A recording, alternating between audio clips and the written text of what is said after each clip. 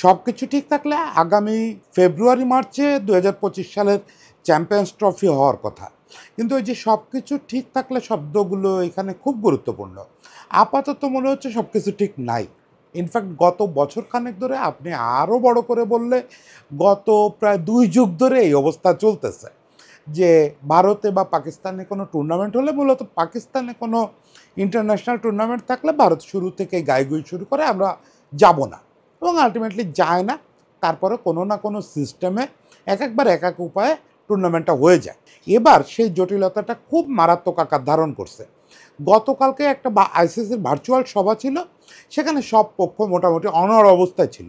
অন্যান্যবার PCB শুরুতে বলে যে না, আমরা হাইব্রিড মডেল মানবো না, ইন্ডিয়া যদি এখানে আসতে না চায় তাহলে ওরা খেলবে না, কিন্তু আমরা দেশ থেকে ট্রফি সরাতে দেবো না, নানা রকম বলে তারা। কিন্তু অন্যান্যবার শেষ পর্যন্ত তারা ইন্ডিয়ার ওই চাপটা মেনে নেয়। কিন্তু এবার প্রবলেমটা হচ্ছে, এবার গতকালকে মাত্র 15 মিনিটের বৈঠকে পাকিস্তান একদম সিরিয়াসলি বুঝাই দিয়েছে যে তারা এবার ইন্ডিয়ার কোনো দাবি দাওয়া মানবে না।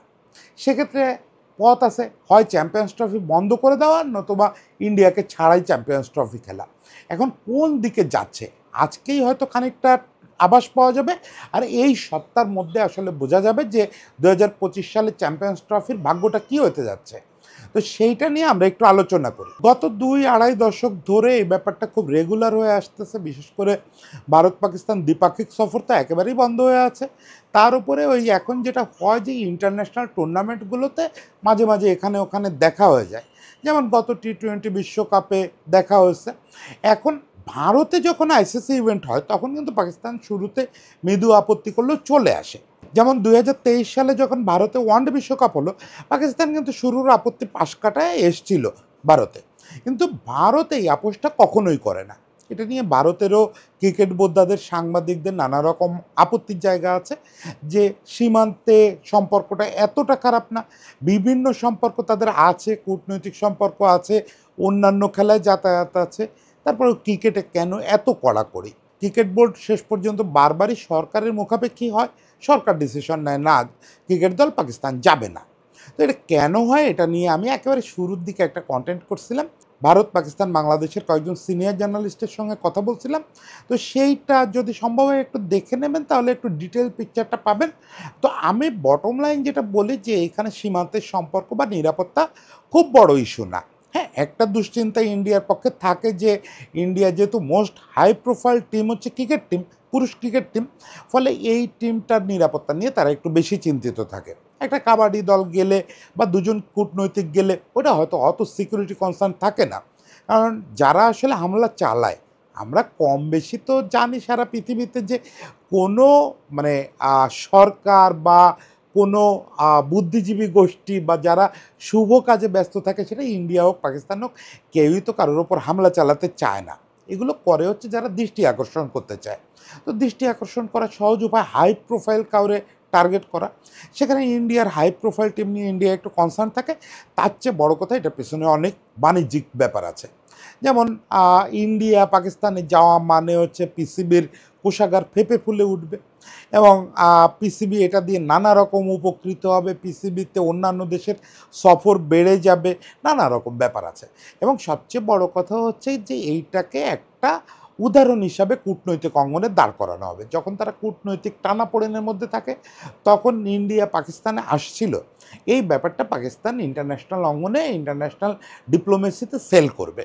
এই সেলটা করতে দিতে বা তাদের বাণিজ্যিকভাবে উপকৃত হইতে দিতে ইন্ডিয়া রাজি না। ইন্ডিয়া চায় না যে তাদের ক্রিকেট দল দিয়ে পাকিস্তান কোনোভাবে উপকৃত হোক। মানে it's not just a game of cricket, এটা গেম অফ ডিপ্লোমেসি। ফলে এইটা আসলে চাইলেও ইন্ডিয়াকে নেওয়া যাবে না। আর সবচেয়ে বড় কথা, এখন তো প্রায় সব দেশে ক্রিকেট বোর্ডগুলো রাজনৈতিকরণে চূড়ান্ত হয়েছে, বিশেষত আমাদের সাবকন্টিনেন্টে। অন্যান্য দেশের কথা না বলে শুধু ইন্ডিয়ার কথা যদি বলি, ইন্ডিয়ান ক্রিকেট বোর্ডের এখন প্রধান হচ্ছে জয় শাহ। উনি একদম ইন্ডিয়ার সবচেয়ে পাওয়ারফুল পলিটিশিয়ানদের একজন, অমিত শাহর ছেলে, মানে একেবারে বিজেপির শীর্ষ নেতাদের একজন। ফলে বুঝতে পারতেছেন যে বোর্ড নিশ্চয়ই বিজেপি সরকারের আপত্তিতে কিছু করবে না। এমনি অমিত শাহর জায়গায় আমি আপনি থাকলেও সরকারের আপত্তি নিয়ে তো আর আরেক দেশে ট্যুরে যেতে পারতাম। ফলে সমস্যায় পড়ছে আসলে ক্রিকেট দুনিয়া। দেখেন, ফেব্রুয়ারি মার্চে চ্যাম্পিয়ন্স ট্রফি হওয়ার কথা, গুনে গুনে আর শখানেক দিন বাকি আছে। এখনও পর্যন্ত আমরা একটা ফিকচার হাতে পাইনি। এটা কোনো আইডিয়াল সিনারিও তো না। আমরা বলতে বিশ্ববাসীর কথা বলতেছি। এই যে ধরেন কালকে একটা সাধারণ কনসার্ন পড়তেছিলাম হচ্ছে ব্রডকাস্টারদের তরফে। এখনও তারা জানে না যে কোন কোন ভেন্যুতে খেলা হইতে পারে, কোথায় খেলা হইতে পারে, কবে খেলা হইতে পারে, কার খেলা, এটার সঙ্গে তো নানা ইকুয়েশন জড়িত থাকে যে তারা কোন কোন কমেন্টেটরে হায়ার করবে, কোন দেশের জন্য, কোন ম্যাচটাতে কোন কোন কমেন্টেটর রাখলে তাদের ওইটা টিআরপি ভালো পাবে, অনেক ইকুয়েশন আছে। তাদের এইসব মিলানোর জন্য সময় খুব কম। শুধু ব্রডকাস্টারদের কথা বললাম, এই প্রবলেমে পৃথিবীর সব ক্রিকেট রিলেটেড পেশাজীবীরা আছে। সাংবাদিকরা ধরেন আমাদের দেশে যারা সাংবাদিক, তারা বুঝতে পারতেছে না কোন দেশে যাবে। পাকিস্তানে হইলে একরকম ডিসিশন, অনেক সাংবাদিক আছে পাকিস্তানে হলে যাবে না, এটা শ্রীলঙ্কায় হলে যাবে বা দুবাইতে হলে যাবে। আবার পাকিস্তানে হলে কে যাবে ওইটাও একটা ডিসিশনের ব্যাপার থাকে। ফলে পুরো ব্যাপারটাই স্থবির হয়ে আছে, মাত্র শখানেক দিন বাকি। এরকম সময় তো আসলে মানে একবারে চরম উদ্যমে কাজ শুরু হয়ে যাওয়ার কথা যেখানে খেলা হবে। সেজন্য গতকালকে একটা ইমার্জেন্সি মিটিং ডাকছিল আইসিসি, সেটা ভার্চুয়ালি হয়েছে। পাকিস্তান ক্রিকেট বোর্ডের পক্ষে মহসিন নাকভি, উনি এখন দুবাইতেই আছেন অন্য একটা কাজে, অন্য কাজ না, উনি ইনফ্যাক্ট আইসিসি কর্মকর্তাদের সঙ্গে গত কয়েকদিন ধরে নানা রকম এখানে আলোচনা করতেছেন। তো সেখান থেকেই উনি ভার্চুয়ালি যুক্ত হয়েছিলেন। আর ইন্ডিয়ার পক্ষে ছিলেন জয় শাহ, এছাড়া বাকি 10টা টেস্ট খেলুড়ে দেশেরও প্রতিনিধিত্ব ছিল সেখানে, আইসিসির কর্মকর্তারা ছিলেন। এই মিটিংটা আশা করা হয়েছিল, মানে একটা ধারণা করা হয়েছিল যে এই মিটিংটা 2-3 ঘন্টা ধরে চলবে, চলার পরে এই মিটিংটা থেকে একটা ডিসিশন আসবে। খুবই দুর্ভাগ্যজনকভাবে মাত্র 15 মিনিটে এই মিটিং শেষ হয়ে গেছে। মানে শেষ হয়ে গেছে খুবই, মানে ইন্টারনাল নিউজ থেকে বড় বড় এজেন্সিগুলো যে নিউজ করছে সেটা হচ্ছে পাকিস্তান খুব সোজা সাপটা একটা পজিশনে ছিল। পিসিবির পক্ষে মহসিন নাকভি পরিষ্কার যখন ইন্ডিয়ার পক্ষে ওই দাবিটা তোলা হয়েছে যে এটার 2টা ওয়ে আউট আছে, এক হচ্ছে পাকিস্তান থেকে পুরো টুর্নামেন্টটা সরায় ফেলা, কলম্বো বা দুবাই এরকম কোনো জায়গায় নিয়ে আসা, কিন্তু হোস্ট রাইট পাকিস্তান পাবে, মানে ওখান থেকে যে লাভটা পাওয়ার ওগুলো পাকিস্তান পাবে। এটা একটা প্রস্তাব, এটা পাকিস্তান একদম উড়ায় দিছে যে এই প্রস্তাব তারা শুনতেও রাজি না। দ্বিতীয় প্রস্তাব হচ্ছে হাইব্রিড মডেল, যে মডেলে এর আগেও এশিয়া কাপ হয়েছে, সেবার কলম্বোতে ইন্ডিয়া তার ম্যাচগুলো খেলছিল। মানে ওইখানে হয় কি, সব ম্যাচ হবে পাকিস্তানে, কিন্তু শুধু ইন্ডিয়া রিলেটেড ম্যাচগুলো হবে কলম্বোতে।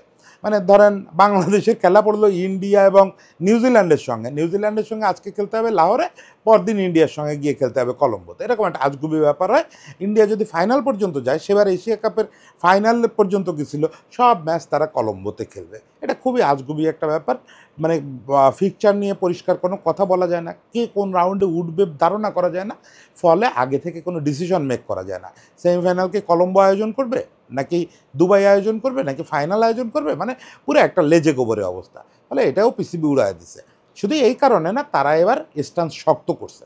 তারা পরিষ্কার বুঝিয়ে দিতে চায় যে তারা বিসিসিআই মানে ইন্ডিয়ান ক্রিকেট বোর্ডের দাবির মুখে মাথা নিচু করবে না। ফলে তারা এটা শুরুতেই কোনো আলোচনাই করতে দেয় নাই যে এই 2টা মডেল হয় পাকিস্তান থেকে সরাও, নতুবা হাইব্রিড মডেল, এই 2টা মডেল কোনোটা আলোচনাই করতে চায় নাই।